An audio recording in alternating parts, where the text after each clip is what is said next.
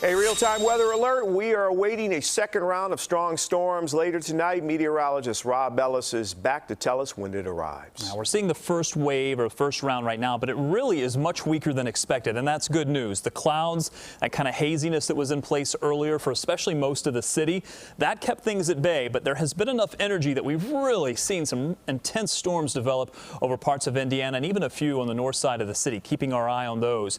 A lot of lightning with some of these storms. Thankfully, the severe potential has been relatively limited by the fact that we did not warm up as much as we could have if those clouds weren't in place. So I'm glad they were, because things were really ripe for the atmosphere to deliver some severe weather. We lowered some of the energy in the atmosphere, and that certainly helped.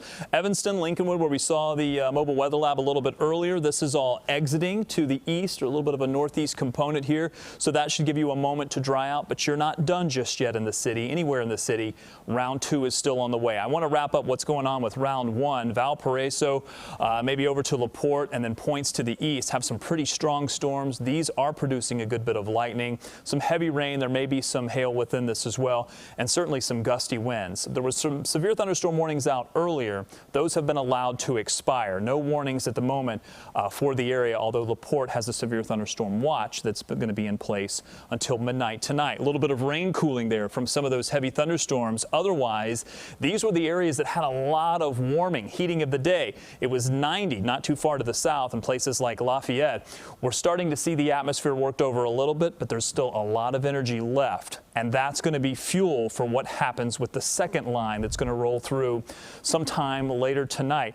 The big question is, how much of the atmosphere get used up with the storms that we have in place right now? There's a little bit of clearing. So will we get some sunshine ahead of these storms before the sun sets? There's still a small window of opportunity. And I'll be honest, look, as severe weather goes, usually we're pretty good day of kind of pinpointing where things are and how things are going to unfold. This has been a very difficult forecast when it comes to kind of getting things just right with some of the parameters in the atmosphere. It's been a very low confidence forecast, unfortunately. Here's our radar tracker. It's done a pretty good job of this first batch, kind of moving it out of here.